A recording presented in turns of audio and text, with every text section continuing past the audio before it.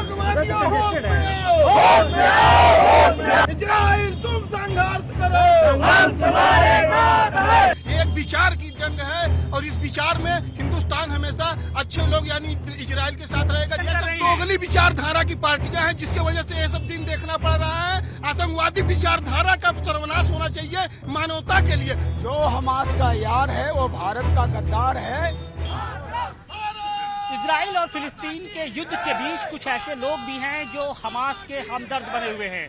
कुछ ऐसे लोग हैं जो इजराइल का समर्थन कर रहे हैं तो कुछ ऐसे भी लोग हैं जो लगातार फिलिस्तीन के स्टैंड का समर्थन कर रहे हैं। और इन सब के बीच में वाराणसी की जनता क्या सोचती है कि कुछ जो अधिवक्ता समूह के लोग हैं वो इस वक्त सड़कों पर आए हैं। उनके हाथों में बाकायदे प्रधानमंत्री नरेंद्र मोदी के साथ बेंजामिन नेतन्याहू की जो फोटो है वो है। इसके साथ ही भारत माँ के झंडे के साथ ये लोग लगातार जो भारत का स्टैंड है यानी इजराइल का जो साथ देने की जो बात प्रधानमंत्री नरेंद्र मोदी ने की है उसका समर्थन कर रहे हैं।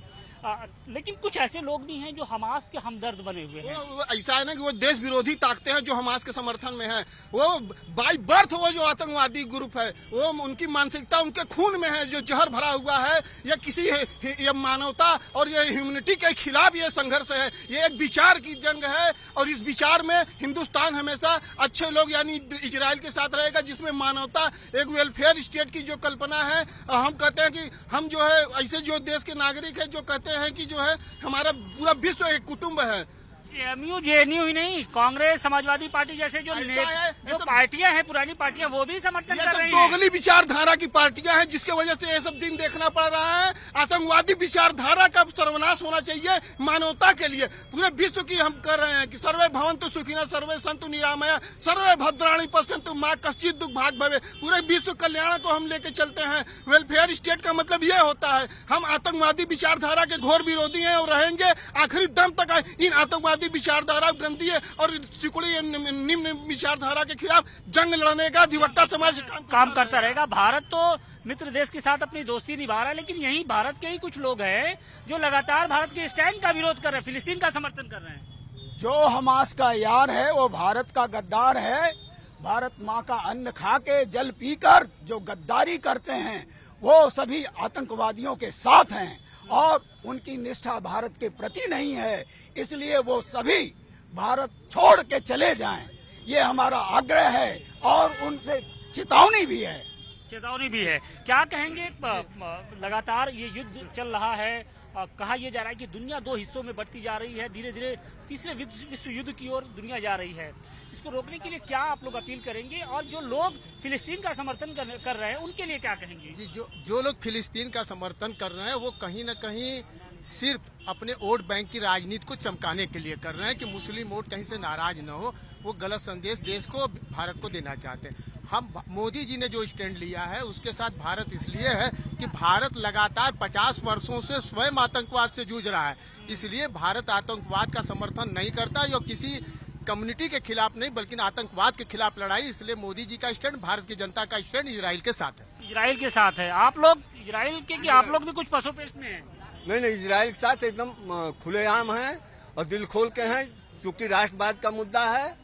और एमयू जेएनयू वाले तो विरोध कर रहे हैं। वो तो फिलिस्तीन के समर्थन में मार्च निकाल रहे हैं। वो भटके हुए लोग हैं, अटके हुए लोग हैं। इसी तक भटकते रहेंगे, अटकते रहेंगे और हमेशा विरोध करेंगे। और उनका इलाज कैसे होगा? उनका इलाज बस यही मोदी जी हैं और करेंगे और हो रहा है धीरे धीरे। अब की बार जो है चुनाव में अगर जो है धराशायी हो गए तो फिर कभी उठ नहीं सकते। तब जो है भारत के साथ और राष्ट्र के साथ खड़े हो जाएंगे। फिर फिलिस्तीन के साथ खड़े नहीं होंगे? क्यों? हम क्या कह रहे हैं? कुछ फिलिस्तीन के लोग फिलिस्तीन का समर्थन कर रहे हैं। आप लोग इजराइल का, कुछ लोग फिलिस्तीन का, कांग्रेस है, समाजवादी पार्टी के भी कुछ लीडर हैं वो फिलिस्तीन का समर्थन कर रहे हैं। मैं आपसे यह पूछना चाहता हूँ कि फिलिस्तीन का समर्थन कर रहे हैं तो कारण भी बताए हैं क्या? आपने आज तक के अब तक के जब सबसे फिलिस्तीन और इसका इजराइल का वार शुरू हुआ है आप ये विपक्षी पार्टियां आतंकवाद का एक शब्द भी यूज किए हैं? वो आतंकवादी से लड़ाई है या किसी देश से या किसी कौम से या किसी कम्युनिटी से या किसी धर्म से लड़ाई है? वह आतंकवाद से लड़ाई कि मुस्लिमों के साथ हमेशा अत्याचार होता आया है इजराइल में। चूंकि ये मुस्लिम वोट बैंक की जो राजनीति इस समय कर रहे हैं यही स्थिति हिंदुस्तान पे भी आएगी एक दिन। कृपा करके हमको निवेदन है, समस्त भारत के जैसे इस समय इजराइल में समस्त विपक्षी पार्टी सत्ता पक्ष एक होकर के राष्ट्रवाद का नारा बुलंद कर रहा है, वैसे आतंकवाद के नाम पर 1 इंच भी समर्थन न करके राष्ट्रवाद के नाम पर पूरा देश एकजुट। राजनीतिक पार्टियों को क्या संदेश देंगे जो लगातार फिलिस्तीन के समर्थन में एक तरीके से प्रस्ताव भी लाने की कोशिश वो कर रहे हैं? मैं उनसे यही कहूंगा कि आप आतंकवाद पर किसी किस्म का कोई भी न तो कुछ शब्द कहें, चूंकि आतंकवाद की घोर निंदा करें, यह मानवता के खिलाफ है। चूंकि अभी मैंने यह स्वयं अपने मोबाइल और वीडियो कॉल में ये देखा है कि छोटे छोटे बच्चों की नृशंस हत्या, महिलाओं के साथ बलात्कार किया गया, निर्दोष लोगों को मारा गया।